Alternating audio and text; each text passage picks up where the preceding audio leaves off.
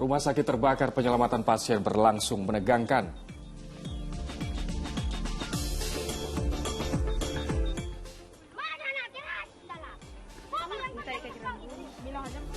Karena cemburu, seorang pelajar SMP diduga menjadi korban perundungan.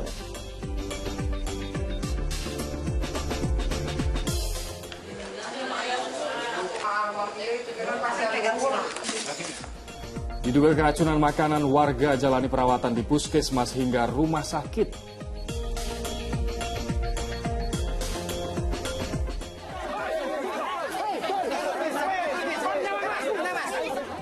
Unjuk rasa tolak pengurukan makam berujung ricuh.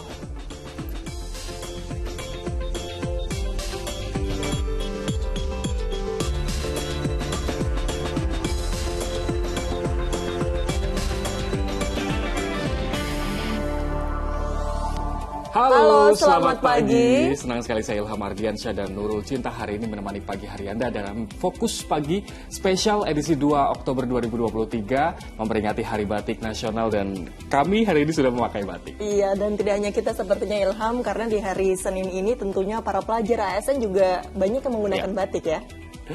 Dan dalam 1,5 jam ke depan, kami hadir dengan rangkaian informasi dan peristiwa terbaru yang berhasil dihimpun tim redaksi kami hingga dini hari. Ya, ini Fokus Pagi selengkapnya. Kita mulai dari informasi pertama, pemirsa, unjuk rasa yang dilakukan ratusan pemuda di sebuah pemakaman umum di Lamongan, Jawa Timur diwarnai kericuhan. Aksi unjuk rasa ini sebagai ungkapan penolakan adanya pengurukan makam yang dinilai tak bermusyawarah dengan warga.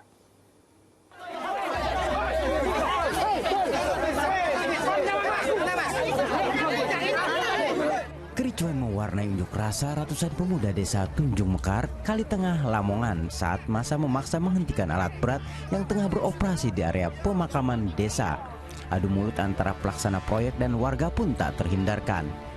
Unjuk rasa ini sebagai ungkapan kekecewaan warga atas kebijakan pemerintah desa yang dinilai sepihak dan tak ada sosialisasi ke warga terkait pengurukan makam. Keributan kembali terjadi lantaran sejumlah warga pendukung pengurukan terlibat adu mulut dengan massa aksi unjuk rasa.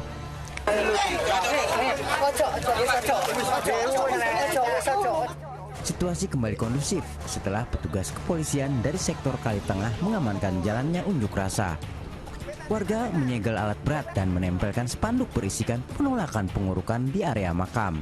Pemerintah desa tidak pernah sosialisasi ke masyarakat, sehingga kami merasa tidak pernah diajak ngomong dengan pemerintah desa.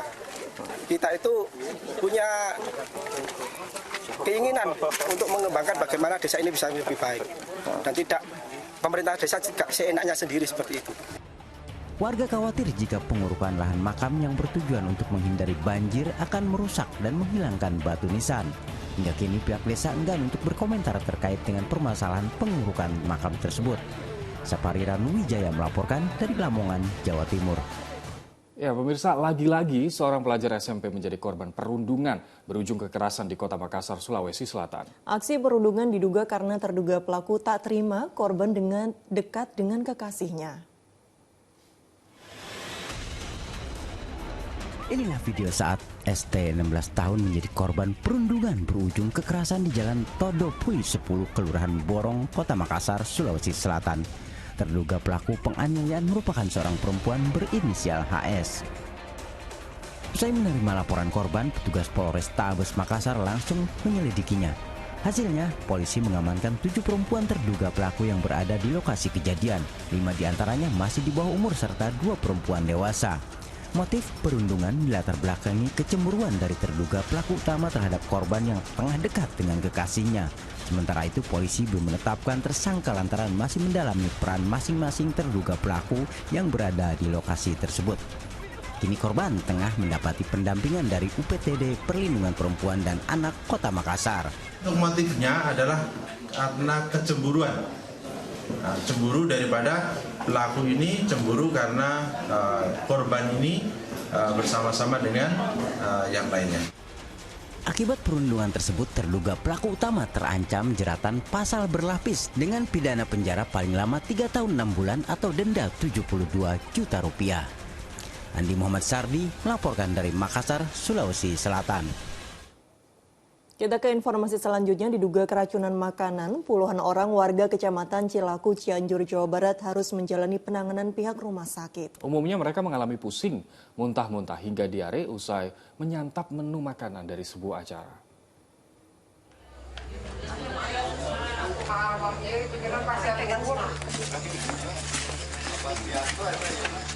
Sebagian orang warga Ciharas Khas, Cilaku, Cianjur, Jawa Barat ini masih dalam penanganan pihak medis di madrasah kampung setempat, puskesmas, dan rumah sakit umum daerah Sayang, Cianjur. Mereka diduga keracunan usai menyantap menu makanan dari sebuah acara. Umumnya gejala pusing, mual-mual hingga buang air besar atau diare mendera para korban. Makan basic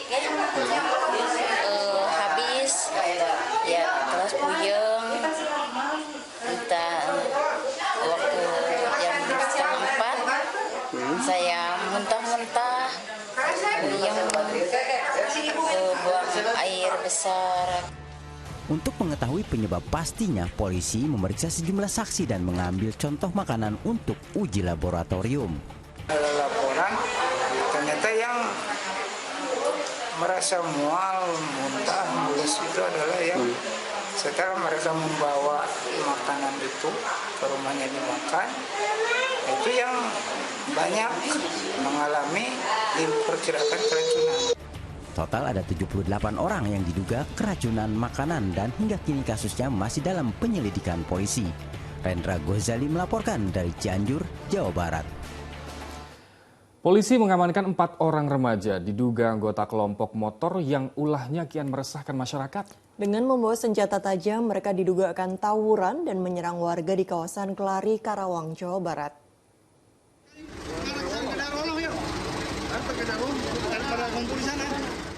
Petugas gabungan polisi, TNI, dan Satpol PP serta unsur Linmas langsung bergerak cepat untuk mengamankan para remaja yang diduga anggota kelompok motor. Kawanan ini sedianya akan tawuran dan menyerang warga dengan senjata tajam di kawasan Kelari, Karawang, Jawa Barat pada Minggu malam. Polisi mengamankan 4 orang remaja termasuk seorang pelajar, diantaranya membawa senjata tajam. Ini salah satu barang bukti ya, Nit ya? Ya, ini salah satu bukti dari yang itu. Yang dua orang tadi. Iya, bukan sementara nih. Kelompok remaja aja yang remaja. Kelompok diduga geng Astar. Mereka mau akan ada aksi tawuran atau gimana? Akan laksanakan tawuran. Kini para remaja menjalani pemeriksaan untuk penyelidikan lanjutan di Mapolres Karawang. Selain itu, petugas juga menyita sebilah celurit dan 2 unit sepeda motor. Samsun Nursam melaporkan dari Karawang, Jawa Barat. Wali Kota Medan Bobi Nasution memastikan pengelolaan parkir berada di tangan Dinas Perhubungan dan Dinas Pendapatan menyusul adanya upaya pengambilan lahan parkir sebuah rumah makan mie ternama. Sebelumnya sekelompok orang diduga anggota Ormas datangi rumah makan itu untuk ambil alih lahan parkir hingga videonya menghebohkan masyarakat luas.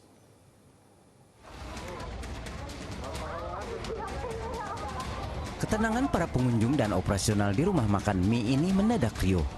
Pasalnya puluhan orang beratribut organisasi kepemudaan mendatangi rumah makan mie di Jalan Sisingamangaraja, Medan, Kota Sumatera Utara yang diduga meminta paksa kepada pengelola rumah makan untuk mengambil alih parkir dan keamanan.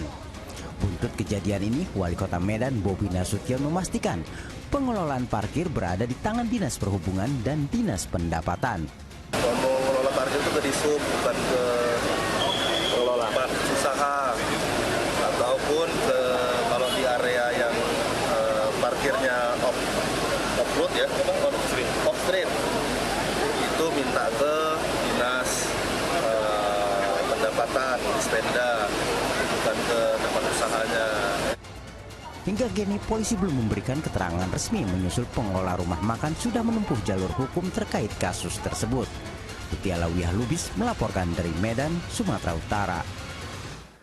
Diduga panik saat digerebek polisi, seorang pria di Asahan, Sumatera Utara lompat ke Sungai Silau. Korban hilang di aliran sungai dan hingga kini belum ditemukan.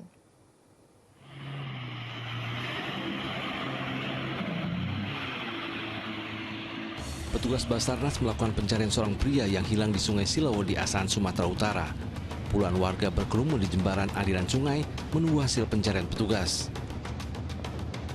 Peristiwa berawal saat korban bersama 5 rekannya tengah berkumpul di sekitar sungai. Tak lama, sejumlah personel Polsek Kisaran Asahan menggerebek lokasi tempat korban dan rekannya tengah berkumpul. Diduga panik, korban beserta teman-temannya melompat ke Sungai Silau. 5 korban berhasil menyeberangi sungai dan sempat digeledah polisi. Namun korban tak kunjung muncul di seberang sungai. Diduga korban kelelahan saat menyeberangi sungai dan terseret aliran sungai. Ini korban dengan temannya sedang menggunakan narkoba di pinggir sungai. Jadi tiba-tiba polisi datang melakukan penggerebekan. Mereka melompat ke air, berusaha berenang menyelamatkan diri. Teman-temannya selamat dan si selamat ini korban hilang terbawa arus sungai. Upaya pencarian dilakukan dengan menyisir seluruh aliran sungai tempat terakhir korban dilaporkan hilang. Hingga kini polisi belum bersedia memberi keterangan atas penggerebekan narkoba berujung hilangnya korban. Tuti Alawiyah Lubis melaporkan dari Asahan, Sumatera Utara. Rumah Sakit Umum Daerah Dr. Slamet Garut, Jawa Barat terbakar pada Minggu siang. Proses evakuasi seluruh pasien pun berlangsung dramatis. Belum diketahui pasti penyebab kebakaran yang berasal dari ruangan logistik rumah sakit.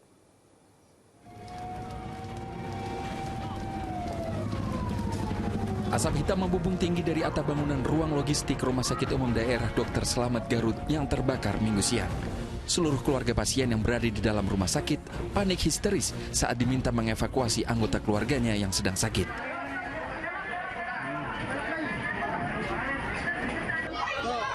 Panikan juga terjadi kala petugas akan mengevakuasi bayi-bayi yang baru saja dilahirkan dari ruangan perawatan. Para orang tua bayi nampak berkumpul di depan ruangan untuk memastikan buah hatinya terselamatkan. Kobaran api pertama kali diketahui dari ruangan gudang logistik. Ruang logistik saya juga belum tahu persis ruangan apa yang terbakar. Cuma kita semua armada kita kerahkan. 8 unit tim pemadam kebakaran yang dikerahkan berhasil memadamkan api 2 jam kemudian. Kita belum lihat ICU-nya sekarang seperti apa. Apakah ada pasien yang gawat yang sedang ditangani oleh alat atau tidak. Saya kira yang di ICU tidak semuanya pakai, mungkin sudah ada perbaikan ya gitu. Nah, kita doakan saja lah mudah-mudahan ada apa-apa karena saya belum menengok ke sana. Ya, aman. Jadi seluruh pasien kini dirawat di ruang terbuka di sekitar komplek rumah sakit. Tidak ada korban jiwa ataupun luka dari kebakaran. Kasus ini kini ditangani Satreskrim Polres Garut. Eko Setiabudi melaporkan dari Kabupaten Garut, Jawa Barat. Pemirsa, kobaran api yang melalap Rumah Sakit Umum Daerah atau RSUD Dr. Slamet Garut, Jawa Barat berhasil dipadamkan. Api berasal dari salah satu ruangan yang digunakan sebagai gudang logistik. Si jago merah yang mengamuk di RSUD Dr. Slamet Garut akhirnya berhasil dikuasai oleh petugas damkar. Api tak sampai merembet ke bagian ruang perawatan pasien. Meski sempat dievakuasi ke tempat aman menghindari asap, namun Minggu malam seluruh pasien termasuk bayi sudah kembali ke ruang perawatan masing-masing. Sementara untuk kunjungan keluarga pasien tetap dibatasi. Tidak ada korban jiwa dalam kejadian ini dan belum diketahui penyebab pasti dari kebakaran. Namun api berawal dari ruang gudang logistik.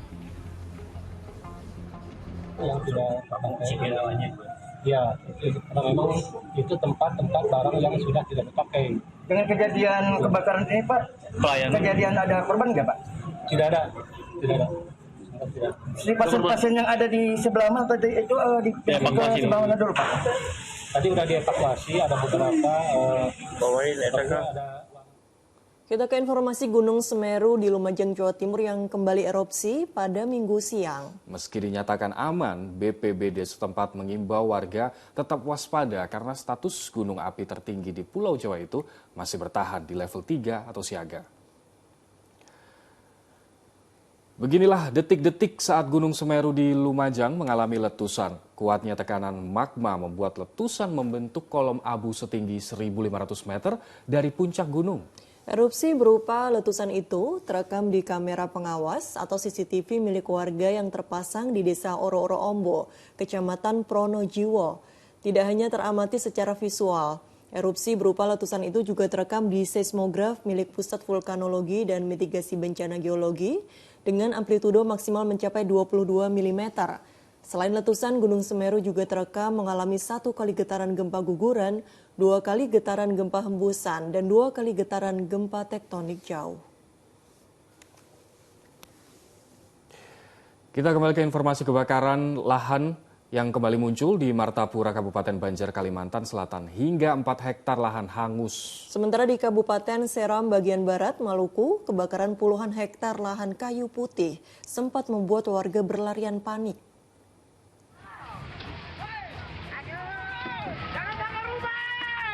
Api berkobar hebat membakar puluhan hektar lahan kayu putih di Kabupaten Seram bagian barat Minggu siang. Kebakaran terjadi di dusun Air Merah. Api yang terus meluas sempat membuat warga di Desa Waisala, Kecamatan Huamula Belakang berlarian panik. Palang-palang saja, jangan kasih. Terbakarnya lahan ini diduga dipicu puntung rokok yang tidak dimatikan lalu dibuang sembarangan di lahan yang kering. Kencangnya angin ditambah sulitnya sumber air membuat kebakaran lahan terus meluas. Bermula dari kemarin, kebakaran yang kemarin, mungkin dari dia punya pontong-pontong api di atas itu dia seng mati semua. Lalu karena kencang angin, jadi katong di sini bilang dia kunang-kunang itu dia merambat ke lahan yang belum terbakar, makanya kebakaran lagi. Hingga Minggu petang, api masih belum bisa dipadamkan. Di Kabupaten Banjar, Kalimantan Selatan, titik api kebakaran lahan kembali muncul di Desa Cindai Alus, Kecamatan Martapura. Kencangnya tiupan angin membuat api cepat menjalar hingga sekitar 4 hektar lahan hangus. Petugas Satgas Karhutla setempat dibantu warga sempat kesulitan memadamkan api. Setelah 2 jam, api bisa dikuasai, namun lahan masih dinyatakan rawan terbakar. Menurut data Badan Penanggulangan Bencana Daerah BPBD setempat, sejak musim kemarau, setiap harinya rata-rata 1 hektar lahan di Kabupaten Banjar terbakar. Tim Liputan melaporkan. Sementara itu, kobaran api melumat 1 unit truk kontainer milik sebuah pabrik di Kareo, Kabupaten Serang, Banten. Kebakaran semak-semak diduga menjadi penyebab si jago merah merembet ke kendaraan itu. Hancur mobil kontainer. Dalam rekaman video amatir tampak kobaran api melumat 1 unit truk kontainer di kawasan Kareo, Serang, Banten. Untuk menjinakkan api, petugas kerahkan 1 mobil pemadam kebakaran dari pos Jawilan. Si jago merah padam sejam kemudian. Angin kencang dan semak-semak kering yang terbakar diduga menjadi penyebab peristiwa ini. Masih dari warga karena dari lahan merembet ke dari lahan, kemudian merembet ke limbah kayu, kemudian merembet ke mobil, dan 1 unit mobil yang terbakar. Berapa ya unit yang kebakar? 1 unit. Tidak ada korban jiwa dalam kejadian tersebut dan kasusnya dalam penyelidikan polisi. Ariel Maranus melaporkan dari Serang, Banten. Krisis air bersih masih dirasakan warga di sejumlah daerah. Ratusan keluarga di Kabupaten Belu, Nusa Tenggara Timur terpaksa membeli air bersih seharga Rp100.000 per tangki. Ya, sementara di Sumedang, Jawa Barat, ribuan warga di 17 kecamatan mengalami krisis air bersih. Pemerintah Kabupaten Sumedang mendistribusikan 2.400 liter air bersih untuk warga di Kelurahan Kota Kulon, Sumedang Selatan pada Minggu pagi. Tercatat sekira 1.200 warga di wilayah Kulon mengalami krisis air karena sumur telah mengering. Krisis air bersih sudah dirasakan masyarakat sejak 3 bulan terakhir. BPBD Kabupaten Sumedang mencatat 17 dari 26 kecamatan di Sumedang diantaranya terancam krisis air bersih. Masyarakat berharap bantuan air bersih terus didistribusikan oleh Pemkab Sumedang.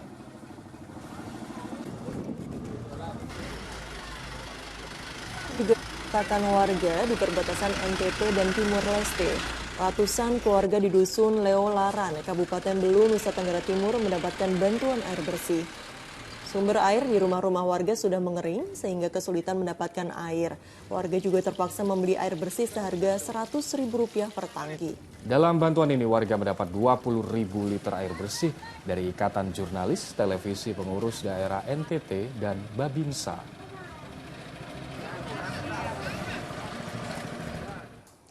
Musim kemarau membawa berkah bagi petani buah naga di Kampung Sambirejo, Kabupaten Banyuasin, Sumatera Selatan. Ya, tanaman buah naga mampu bertahan di musim kering, panen pun berlimpah. Buah naga ini hasil panen para petani di kawasan Sambirejo, Banyuasin, Sumatera Selatan. Awalnya, para petani hanya coba-coba menanam buah naga dengan memanfaatkan lahan yang ada, sebab tanaman lainnya yang mereka tanam kerap mati lantaran kekurangan air.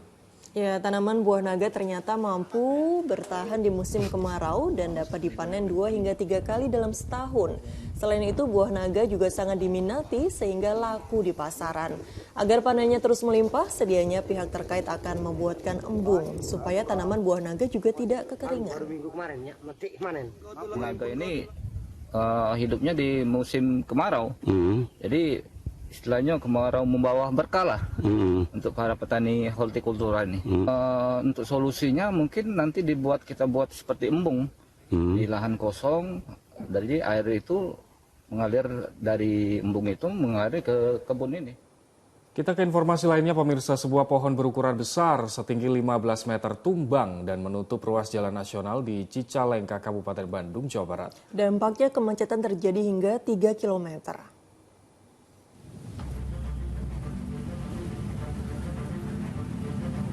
Pohon jenis angsana setinggi 15 meter di Jalan Nasional Cicalengka, Kabupaten Bandung, Jawa Barat, tumbang pada Minggu sore.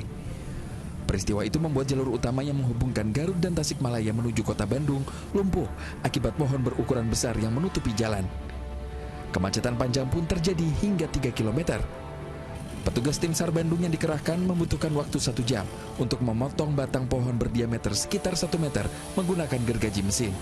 Diduga tumbangnya pohon disebabkan angin kencang serta kondisi pohon yang sudah lapuk dimakan usia. Kalau untuk angin yang terlalu besar nggak ada, Pak. Ini biasa-biasa saja. Cuman ya itu tadi faktornya salah satunya kondisi pohon sudah mulai rapuh. Tak ada korban jiwa dalam peristiwa ini. Selama proses evakuasi pohon berlangsung, arus lalu lintas dari arah Garut menuju Cileunyi dialihkan ke jalan bypass Cicalengka. Muhammad Abbas melaporkan dari Kabupaten Bandung, Jawa Barat. Ratusan warga berburu ikan di sungai saat pengeringan bendung Sidapurna di Kabupaten Tegal, Jawa Tengah dilakukan. Pengeringan bendungan rutin dilakukan setiap tahunnya, setiap tanggal 1 Oktober untuk perawatan.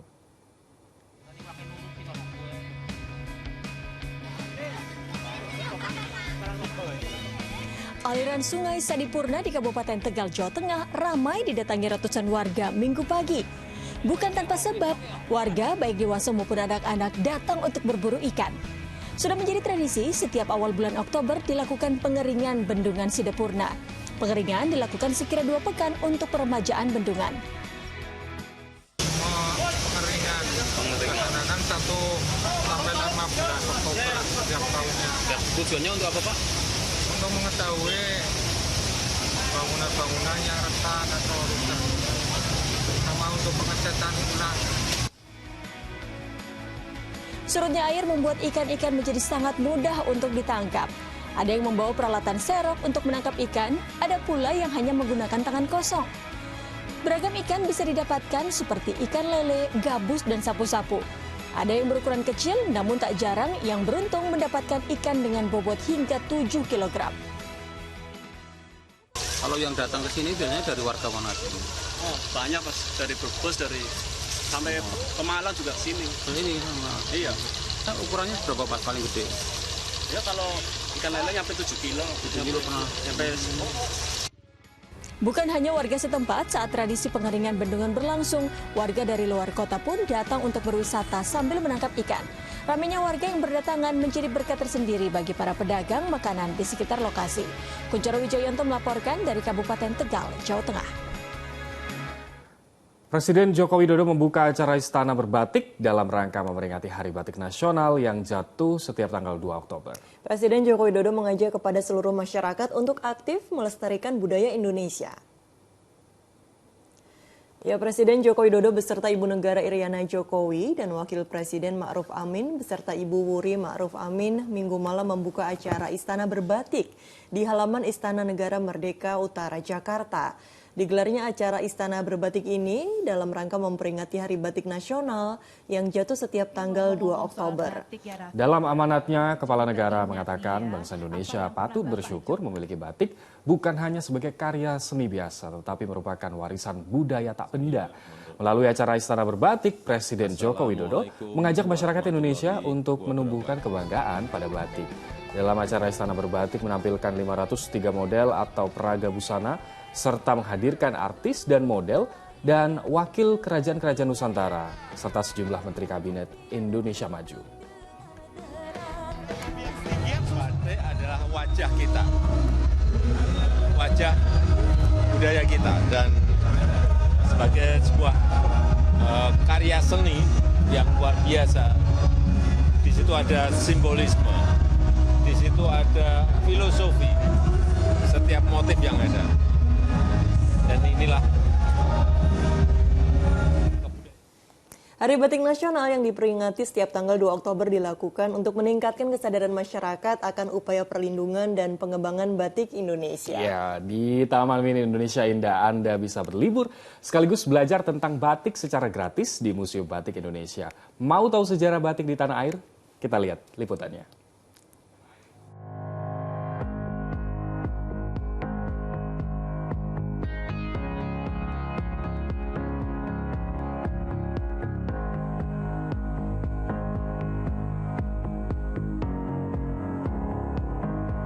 Pada peringatan Hari Batik Nasional setiap tanggal 2 Oktober, tak ada salahnya jika kita belajar lebih banyak tentang batik di Museum Batik Indonesia yang ada di Taman Mini Indonesia Indah, Jakarta.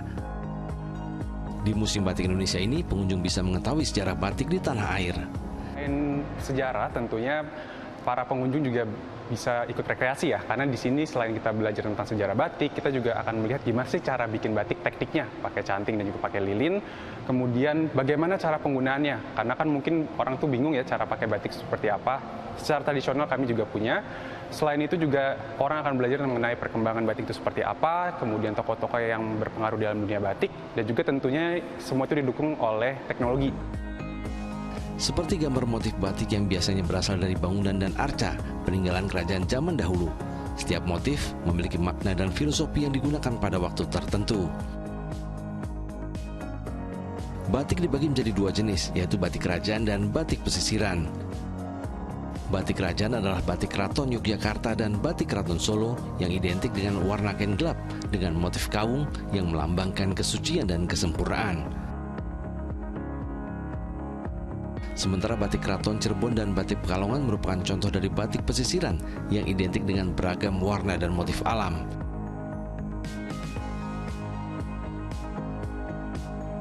Tak hanya dipengaruhi kerajaan tanah air, batik juga ada yang terpengaruh budaya Tionghoa, Arab, Jepang hingga Belanda. Selain mengetahui sejarah dan jenis batik, Museum Batik Indonesia juga memvisualisasikan teknik pembuatan batik. Melalui diorama dijelaskan cara pembuatan dengan teknik tulis dan cap. Teknik tulis identik dengan mencanting, yaitu melukis motif batik di sebuah kain dengan menggunakan alat canting dan lilin. Batik tulis memiliki motif yang lebih rumit dibandingkan dengan batik yang dibuat dengan teknik cap. Nah, sekarang saya ada di salah satu bagian museum yang menunjukkan bagaimana cara membuat batik. Ada dua cara. Yang pertama adalah proses pembuatan batik tulis dengan cara mencanting. Ini merupakan diorama yang menunjukkan seorang wanita yang tengah melakukan membuat batik tulis, di mana menggunakan canting dan juga lilin. Hasilnya pun dapat bisa dilihat di belakang diorama ini. Sementara untuk proses pembuatan yang kedua adalah proses pembuatan batik cap yang biasanya digunakan untuk bisa membuat batik yang digunakan masyarakat di aktivitas sehari-hari. Dalam budaya Indonesia, batik tidak hanya digunakan masyarakat sebagai pakaian,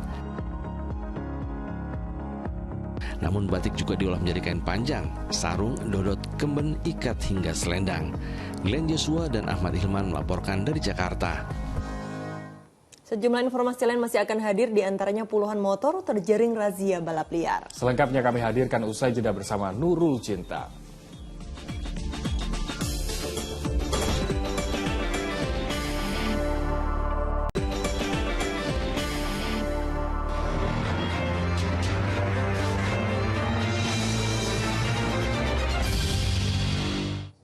Anda kembali menyaksikan Fokus Pagi. Pemirsa, kebakaran rumah di Tambun Selatan, Kabupaten Bekasi, Jawa Barat menewaskan 1 orang penghuninya. Sementara di Parepare, Sulawesi Selatan, 1 rumah panggung ludes terbakar. Penghuni rumah yang tinggal seorang diri sempat terjebak dalam kobaran api.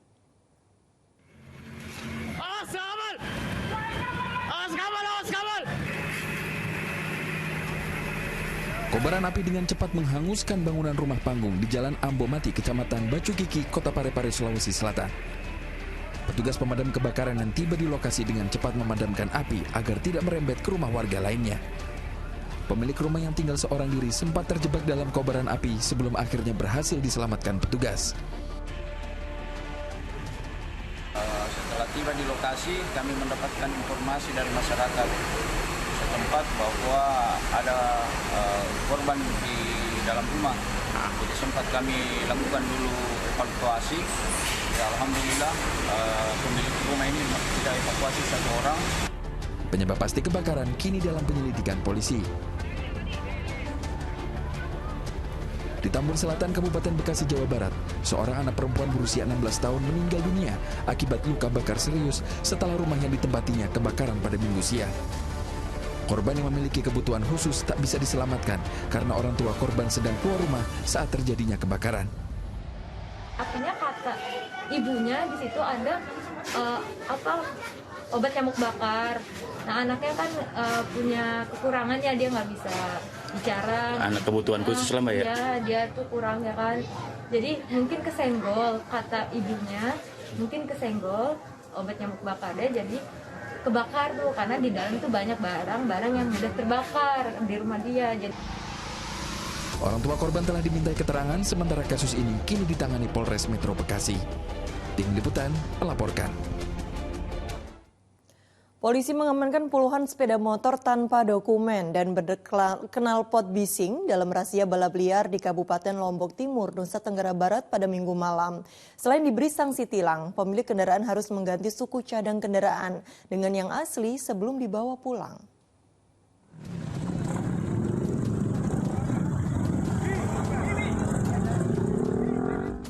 Puluhan sepeda motor disita petugas Polres Lombok Timur saat membubarkan balapan liar di sejumlah ruas jalan protokol di Kota Selong, Kabupaten Lombok Timur Minggu malam. Petugas merazia seluruh kendaraan yang berada di pinggir jalan berikut menghalau seluruh motor yang kebut-kebutan dan membahayakan pengguna jalan. 49 unit motor tanpa dokumen, tanpa plat nomor kendaraan dan berknalpot bising disita polisi. Sebagai efek jerah, seluruh kendaraan akan ditahan selama sebulan. Selain diberi sanksi tilang, pemilik kendaraan juga harus mengganti suku cadang kendaraan mereka. Rata-rata tidak memakai helm, plat nomor, racing. Tidak ada suratnya. Tidak ada surat-surat. Sanksinya ada yang sudah ditilang dan ada yang nanti hari Senin disuruh bawa kelengkapannya untuk melengkapi kendaraannya.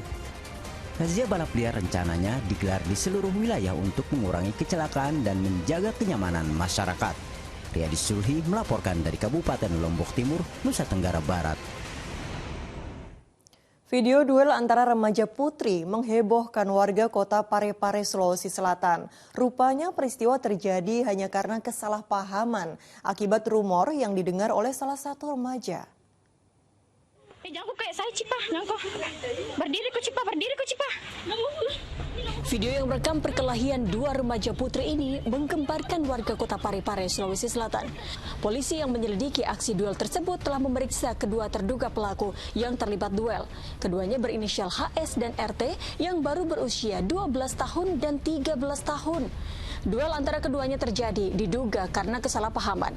Remaja berinisial HS tak terima saat mendengar rumor bahwa dirinya dicela oleh RT. Jadi mereka sama-sama tidak terima, makanya mereka saling menantang duel berkelahi.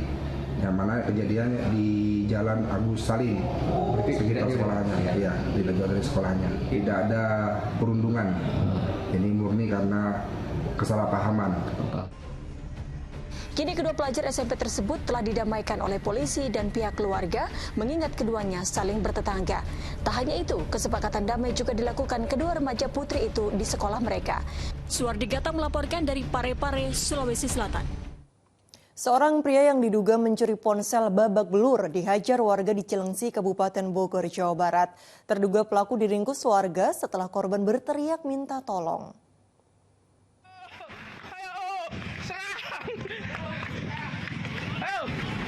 Rekaman video amatir memperlihatkan puluhan orang berlarian mengejar pelaku pencuri handphone di Jalan Raya Cilengsi Setu, Kabupaten Bogor Minggu siang. Pelaku yang terjatuh saat dikejar warga akhirnya jadi bulan-bulanan masa di pos perumahan di kawasan Midland Transyogi.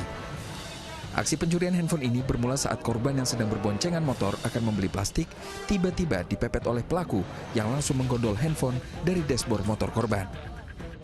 Kita mau beli plastik dan kita dipepet sama orang itu, pepet, dan akhirnya kita diambil HP kita. Terus kita kejar tuh sampai teriak maling-maling. Guna menghindari amukan massa yang lebih besar, pelaku akhirnya dibawa ke Polsek Cilengsi untuk pemeriksaan lebih lanjut. Asep Solihin melaporkan dari Kabupaten Bogor, Jawa Barat.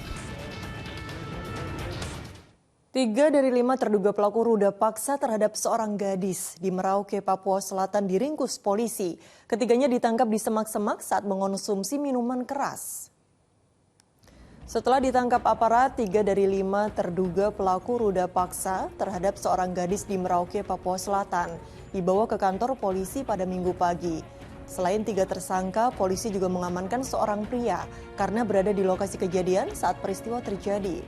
Kejadian bermula saat korban melintas menggunakan sepeda motor usai menghadiri sebuah acara pada Minggu dini hari. Tiba-tiba wanita itu dicegat pelaku dan diruda paksa oleh 5 orang di semak-semak yang sedang pesta minuman keras. Kini polisi masih mengejar 2 pelaku lain yang identitasnya sudah diketahui. Kita mendatangi TKP yang lokasinya di daerah Payung, tepatnya di semak-semak. Kemudian kita masuk ke TKP tersebut, ternyata yang melakukan tindak pidana pemerkosaan masih berada di tempat.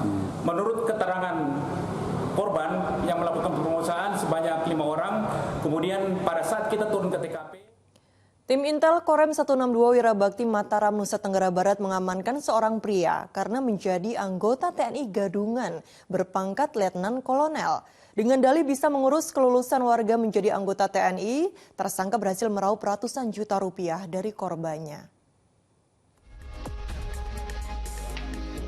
Pria asal Kecamatan Soromandi, Kabupaten Bima harus mempertanggungjawabkan perbuatannya setelah tim Intel Korem 162 Wirabakti Mataram meringkusnya. Ia menjadi tersangka pencalonan untuk masuk menjadi anggota TNI dengan berpura-pura sebagai anggota TNI berpangkat Letnan Kolonel. Tersangka mengiming-imingi korban dan bisa meluluskannya menjadi TNI berpangkat Bintara dengan setoran senilai 400 juta rupiah. Petugas juga menyita sebuah pistol jenis combat, pistol airsoft gun, belasan amunisi, sepatu PDL, 2 helm TNI dan topi sebagai barang bukti. Tersangka kemudian diserahkan ke Mapolda Nusa Tenggara Barat untuk proses hukum lebih lanjut. Salah satu korban yang merupakan calon Bintara Angkatan Darat dimintai uang sejumlah 400 juta. Walaupun dalam penyelidikan itu dari 400 juta itu yang calon atau korban ini tidak lulus dan sudah dikembalikan sebesar 150 juta. Pihak Korem 162 Wirabakti menegaskan seluruh proses masuk menjadi anggota TNI tidak dipungut biaya alias gratis dan meminta masyarakat melaporkan jika ada pungutan saat pendaftaran tersebut. Yadi Sulhi melaporkan dari Mataram, Nusa Tenggara Barat. Bubarkan kelompok remaja yang pesta minuman keras, 2 orang kakak beradik menjadi korban pengeroyokan di kawasan Menteng, Jakarta Pusat. Kedua korban menderita luka bacok di bagian kepala, lengan dan kaki, serta memar di bagian wajah akibat hantaman benda tumpul. Pria warga Jalan Anyar, Menteng, Jakarta Pusat ini masih dalam tahap pemulihan usai perawatan di rumah sakit. Luka bekas jahitan di kepala, lengan dan kaki, bahkan gigi korban rontok masih tampak. Ia dan adiknya menjadi korban pengeroyokan sekelompok remaja di Jalan Anyar Jumat dini hari lalu saat keduanya membubarkan kelompok remaja yang pesta minuman keras. Polisi belum memberikan keterangan resmi terkait kasusnya ini, menyusul diamankannya para pengeroyok tersebut.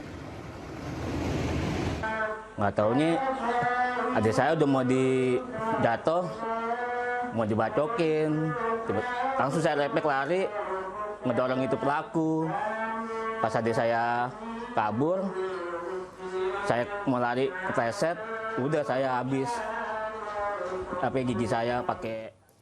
Seorang remaja pria ditemukan tewas setelah tenggelam di aliran Sungai Bengawan Solo, Kabupaten Sragen, Jawa Tengah. Diduga korban yang tak pandai berenang itu nekat turun ke sungai hingga akhirnya tenggelam.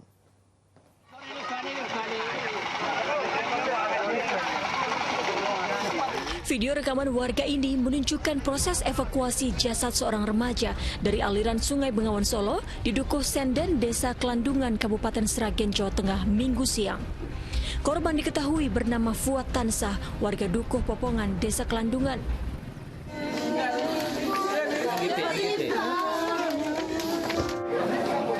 Duka mendalam terasa saat jasad dibawa ke rumah duka.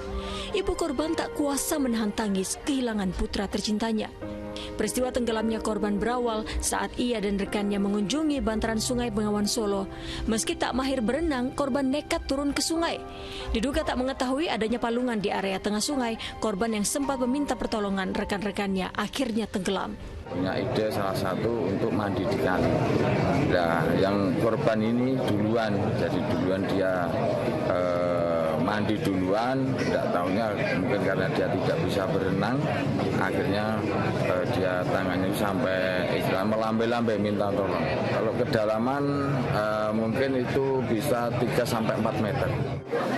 Usai disemayamkan di rumah duka, jenazah korban dimakamkan di tempat pemakaman umum tak jauh dari rumahnya. Heri Prasetyo melaporkan dari Sragen, Jawa Tengah. Kita jeda sejenak, demi sembako murah ribuan orang rela antre. Informasi selengkapnya bersama Ilham Ardiansyah sesaat lagi.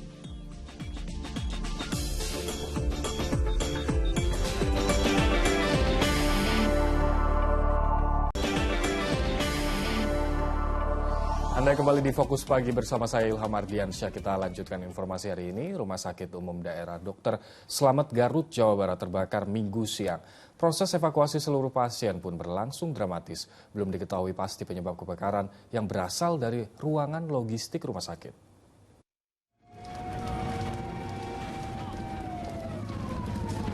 Asap hitam membubung tinggi dari atap bangunan ruang logistik Rumah Sakit Umum Daerah Dr. Slamet Garut yang terbakar Minggu siang. Seluruh keluarga pasien yang berada di dalam rumah sakit panik histeris saat diminta mengevakuasi anggota keluarganya yang sedang sakit.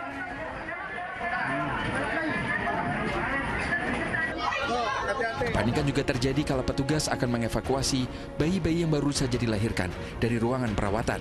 Para orang tua bayi nampak berkumpul di depan ruangan untuk memastikan buah hatinya terselamatkan. Kobaran api pertama kali diketahui dari ruangan gudang logistik. Ruang logistik saya juga belum tahu persis ruangan apa yang terbakar.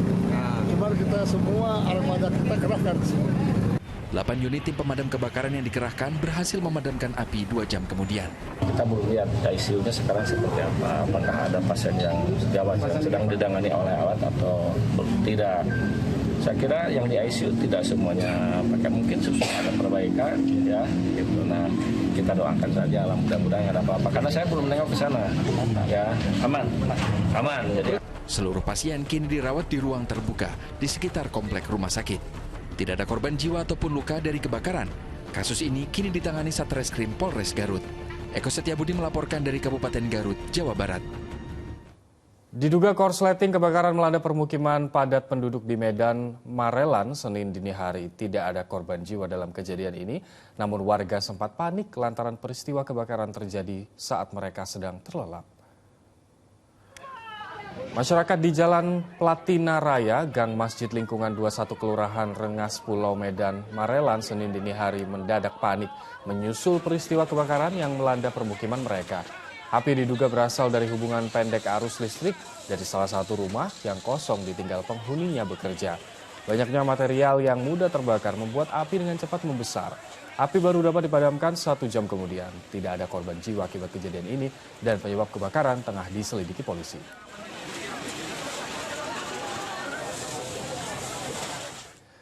Ribuan orang menyerbu pasar murah sembako yang digelar Pemprov Jawa Timur di area penyelenggaraan MTQ di Pasuruan. Warga rela antri berjam-jam demi bisa membeli beras dan minyak goreng dengan harga murah. Pasar sembako murah di area penyelenggaraan MTQ Jawa Timur di halaman Gedung Pusat Penelitian Perkebunan Gula Indonesia P3GI di Pekuncen Panggung Rejo Pasuruan diserbu warga Minggu sore. Warga antri dengan tertib untuk bisa membeli beras dan minyak goreng dengan harga murah. Pihak panitia memberlakukan nomor antrean sehingga pelaksanaan pasar murah berlangsung tertib. Namun jumlah pembelian dibatasi hanya 2 bungkus beras kemasan 5 kg dan 2 bungkus minyak goreng kemasan 1 liter tiap orang yang bisa ditebus dengan membayar Rp108.000. Kita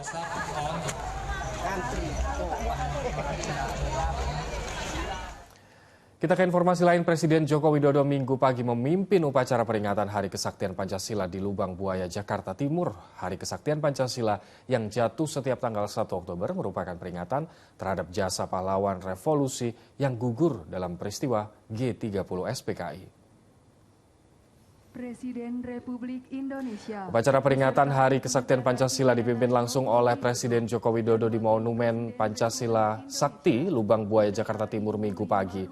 Wakil Presiden Ma'ruf Amin, sejumlah Menteri Kabinet Indonesia Maju, ketua lembaga negara, hingga berbagai elemen masyarakat hadir sebagai peserta upacara. Ketua DPD Lanyala Mataliti bertugas membacakan teks Pancasila dan Ketua MPR RI Bambang Susatyo membacakan teks pembukaan Undang-Undang Dasar 1945.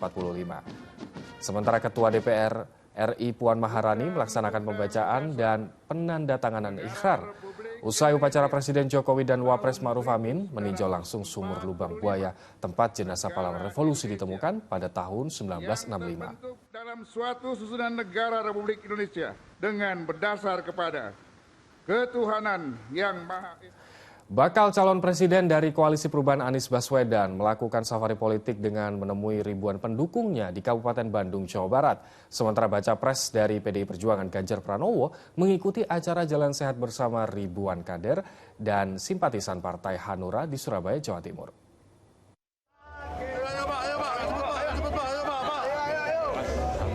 Bakal calon Presiden Ganjar Pranowo beserta sang istri Siti Atikoh Supriyanti mengikuti acara Jalan Sehat bersama ribuan kader dan simpatisan Partai Hanura di Surabaya, Jawa Timur Minggu pagi.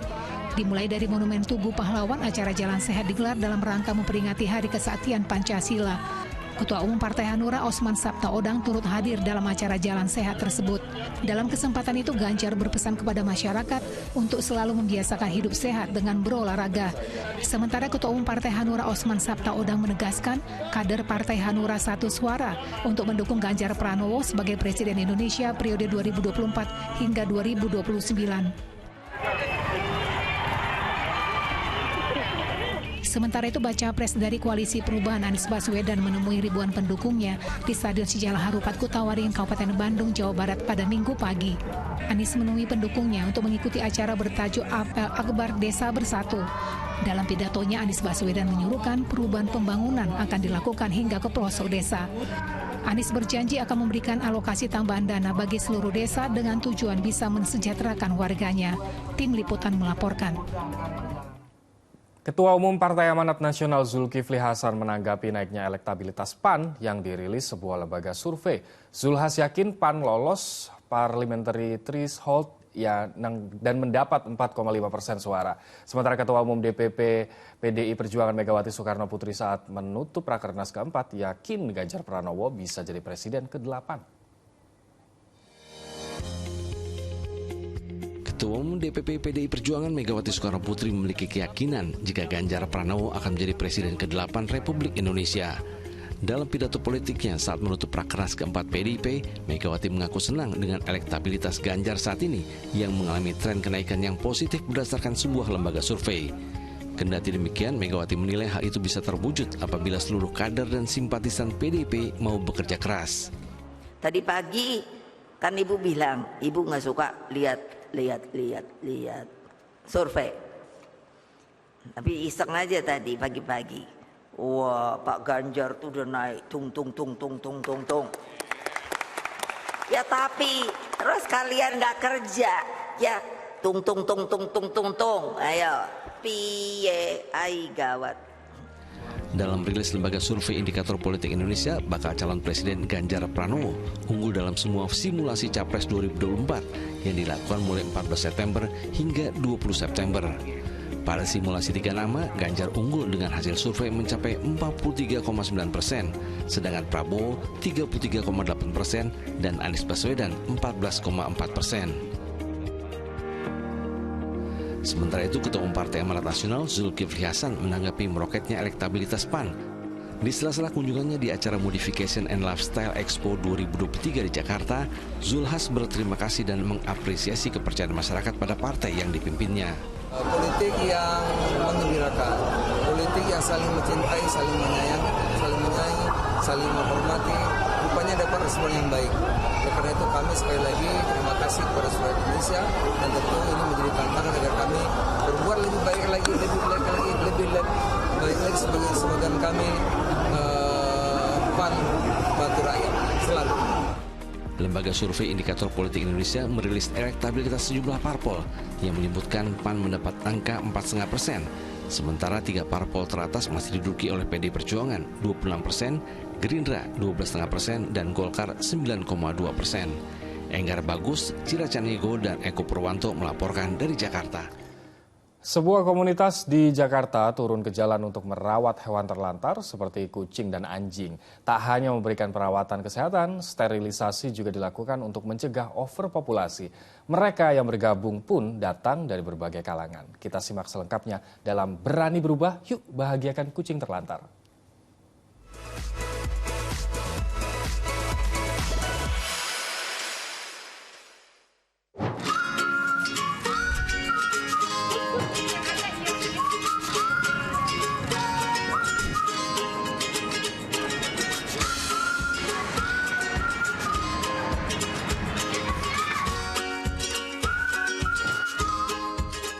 Jadi waktu awal saya dan teman-teman memang suka ngobrol bareng, kumpul gitu ya. Dan suatu hari memang ada satu organisasi dari luar dan mereka menanyakan kepada kami apakah mau mendirikan waktu itu. Jadi kami pikir ya kenapa tidak gitu.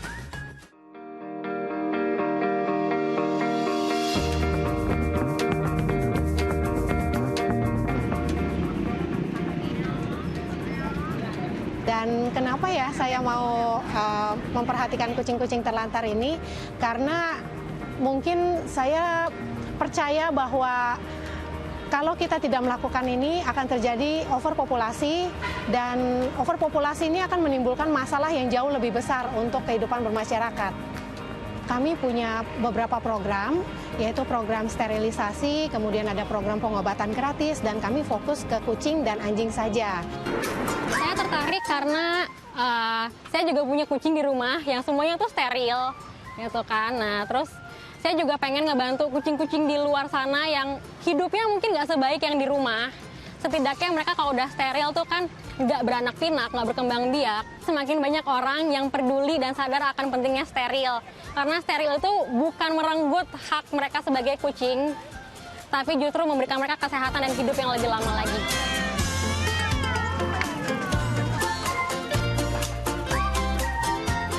Sterilisasi itu adalah operasi yang kami lakukan pada hewan untuk pengangkatan organ reproduksi. Untuk yang betina kami angkat rahimnya beserta dengan induk telurnya yang memproduksi hormon.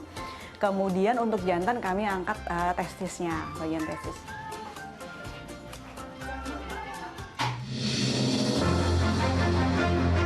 Kegiatan kami hari ini dapat menginspirasi orang lebih banyak untuk lebih peduli kepada kucing-kucing jalanan. Semangat terus dan berani berubah!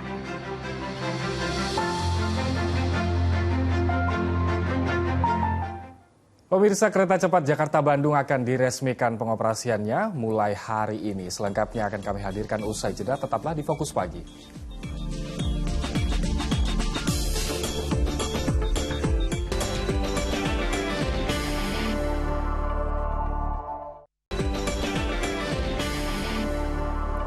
Anda kembali menyaksikan Fokus Pagi bersama saya Nurul Cinta. Dan saya Ilham Ardiansyah. Pemirsa, mulai Minggu 1 Oktober, LRT Jabodebek diberlakukan tarif baru dengan tarif minimal Rp3.000 dan maksimal Rp20.000. Ya, ini diberlakukan hingga Februari 2024 mendatang. Bagi Anda pengguna LRT, mulai Sabtu kemarin tarif perjalanan promo LRT Rp5.000 sudah tidak berlaku. Setelah sebulan lebih diresmikan oleh Presiden Joko Widodo, mulai 1 Oktober, tarif LRT Jabodebek naik dengan tarif minimal Rp3.000 dan maksimal Rp20.000. Tarif promo yang baru ini akan berlaku hingga 29 Februari 2024 mendatang. Nah, jadi bagi kita yang sekarang mau naik LRT harus diperhatikan nih tarif barunya. Dan saldo yang ada di kartu kita ini harus minimal Rp20.000. Untuk tarif barunya sendiri, tarif minimalnya atau jarak terdekat, ini dikenakan biaya Rp3.000. Dan untuk jarak terjauh seperti ke Jatimulya ataupun stasiun Harjamukti, dikenakan biaya Rp20.000. Meski tarif LRT naik, namun tidak menyurutkan minat masyarakat untuk mencoba transportasi baru ini.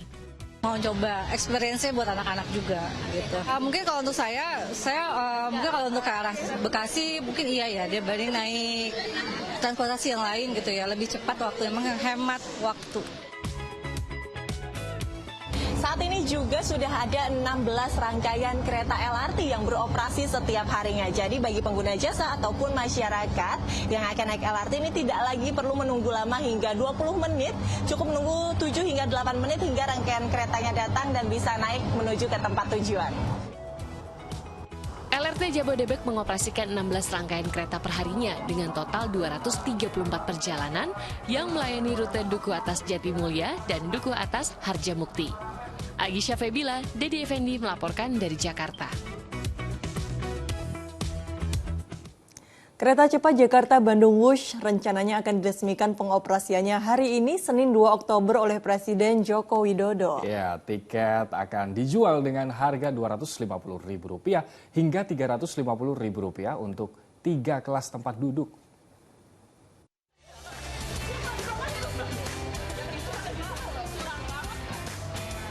Selama 2 pekan masa uji coba kereta cepat Jakarta-Bandung Wush, animo masyarakat sangat tinggi. Di hari terakhir masa uji coba, antrean panjang mengular di Stasiun Halim, Jakarta Timur. Bahkan ada yang kompak datang dengan rombongan, hingga tak lupa foto-foto dengan miniatur kereta cepat. Rencananya hari ini Senin 2 Oktober, pengoperasian secara resmi kereta cepat Jakarta-Bandung Wush akan dilakukan oleh Presiden Joko Widodo. Harga tiketnya pun telah dipatok dari harga Rp250.000 sampai Rp350.000. Untuk first class Rp350.000, kemudian untuk bisnis class Rp300.000 dan premium ekonomi Rp250.000. Insya Allah ke depan nantinya tentu kereta api akan bantu untuk menurunkan. Insya Allah. Dari segi harga memang lebih mahal kalau dibandingkan kereta api reguler yang sudah lama beroperasi dari stasiun kereta api Gambir. Tapi soal kecepatan dan kenyamanan bagaimana ya? Beberapa hal yang saya suka, meskipun dalam kecepatan yang maksimal yaitu 350 km per jam, saya masih bisa duduk maupun berdiri dengan stabil tanpa ada goncangan yang berarti. Selain itu, saya tidak merasakan ada kebisingan nih, karena teknologi kedap suara yang digunakan sangat canggih. Dan juga tempat duduknya ini adjustable, jadi saya bisa menyesuaikan sesuai dengan keinginan dan juga kenyamanan saya seperti ini. Kereta cepat Jakarta-Bandung membentang sejauh 142,3 km dan memakan waktu hanya 46 menit. Waktu tempuh perjalanan lebih cepat dari perjalanan menggunakan mobil atau kereta api reguler. Pada tahap awal, Wush beroperasi dari jam 6 pagi sampai jam 6 sore. Tim Liputan melaporkan dari Jakarta. Ya, sementara itu pemirsa, kereta pengumpan yang menjadi penghubung kereta cepat Jakarta-Bandung atau Wush dari stasiun kereta api Padalarang ke stasiun Bandung juga telah siap beroperasi. Dibutuhkan waktu sekitar 19 menit dari stasiun Padalarang ke stasiun Bandung atau sebaliknya. Kereta pengumpan atau feeder yang akan mengantar penumpang kereta cepat dari stasiun Padalarang mencapai stasiun Bandung maupun arah sebaliknya sejak akhir pekan lalu telah siap beroperasi. Saat berkesempatan menjajal, kereta feeder melaju mulus dengan kecepatan maksimal 90 km per jam. Dibutuhkan waktu sekitar 19 menit dari stasiun Padalarang ke stasiun Bandung atau sebaliknya. Sudah termasuk saat kereta berhenti di stasiun Cimahi. Interior kereta feeder tampak resik dan apik dengan formasi tempat duduk 2-2. Kursi dalam kereta juga bisa diatur posisi sandarannya. Setiap rangkaian kereta feeder terdiri dari 4 gerbong dengan 50 tempat duduk di setiap gerbongnya. Feeder sendiri nanti akan ada 5 rangkaian kereta api ya, di mana satu rangkaian terdiri dari 4 gerbong atau 4 kereta. Untuk kapasitas tempat duduknya ada 200 tempat duduk, itu belum yang berdiri, jadi kalau berdiri itu bisa sampai 300-an. Kereta feeder ini menggunakan jenis kereta rel diesel elektrik yang diproduksi PT Inka. Setiap harinya akan ada 14 perjalanan kereta yang terdiri dari 7 perjalanan dari stasiun Padalarang ke stasiun Bandung dan 7 perjalanan arah sebaliknya. Namun hingga hari Minggu belum diketahui tarif kereta feeder. Kemungkinan akan menyesuaikan dengan tarif kereta cepat WUS yang baru akan diresmikan hari Senin. Muhammad Rizal melaporkan dari Bandung, Jawa Barat. Lalu bagaimana dengan persiapan jelang peresmian kereta api cepat Jakarta-Bandung Wush di Stasiun Halim Jakarta Timur? Sudah ada Tabita Putri dan Fajrin Abdillah yang saat ini berada di sana. Ya, Tabita, bagaimana situasi di Stasiun Halim? Silakan dengan laporan Anda. Ya, halo, selamat pagi Ilham dan juga Nurul Cinta. Akhirnya hari ini 2 Oktober 2023 kereta cepat Jakarta-Bandung akan diresmikan, di mana nanti pagi ini akan ada Presiden Joko Widodo yang akan meresmikan secara langsung soft launching dari kereta cepat Jakarta-Bandung yang dinamakan WUS. Tentu saja selain itu hari ini juga akan ada promo-promo menarik yang memang akan disiapkan oleh Kementerian Perhubungan untuk menarik minat masyarakat untuk menggunakan kereta cepat Jakarta-Bandung ini. Dan memang jika dilihat untuk tarif dari kereta cepat Jakarta-Bandung ini diprediksi di angka 250 hingga 350 ribu rupiah. Tapi kalau dibandingkan dengan harga-harga transportasi lain memang cukup tinggi dibandingkan dengan bus, kereta api, dan juga travel. Tapi tentu saja Ilham dan juga Cinta, kalau kita menggunakan kereta cepat Jakarta-Bandung, di mana perjalanan antar kota seperti Jakarta-Bandung akan rasanya seperti perjalanan dalam kota. Karena untuk rute atau perjalanan sendiri akan menghabiskan waktu kurang dari 1 jam, tepatnya 45 menit. Artinya kita bisa lebih menghemat waktu. Kemudian kita juga bisa menikmati fasilitas yang lengkap dan juga nyaman. Seperti diketahui kereta cepat Jakarta-Bandung sendiri akan melalui atau melewati 4 stasiun, yaitu Stasiun Halim, Jakarta Timur, Stasiun Karawang, Stasiun Padalarang, dan juga Stasiun Tegal Luar Bandung. Nah, rencananya juga untuk jalur kereta api cepat Jakarta-Bandung ini akan diperpanjang jadi Jakarta hingga ke Surabaya nanti. Tapi memang untuk rencananya ini akan dilakukan secara bertahap. Seperti diketahui, izin operasional sarana perkeretaapian umum untuk kereta cepat Jakarta-Bandung juga sudah dikeluarkan pada tanggal 26 September lalu. Sementara demikian, kembali ke studio. Ilham dan juga Cinta. Wow, terima kasih Tabita Putri melaporkan dari Stasiun Halim, Jakarta Timur. Luar biasa, memang antusias selama uji coba kereta. Dan kita akan segera menantikan nanti waktu peresmiannya seperti apa ya. Pada hari ini pagi ini ya oleh Presiden Jokowi. Kita ke informasi selanjutnya, pemirsa. Dari pekan ke-14 BRI Liga 1, Madura United harus tergusur dari puncak klasemen setelah kalah dari Borneo FC Samarinda. Sementara itu Persib Bandung naik ke posisi 3 klasemen usai menang telak 5-0 kontra Persita Tangerang.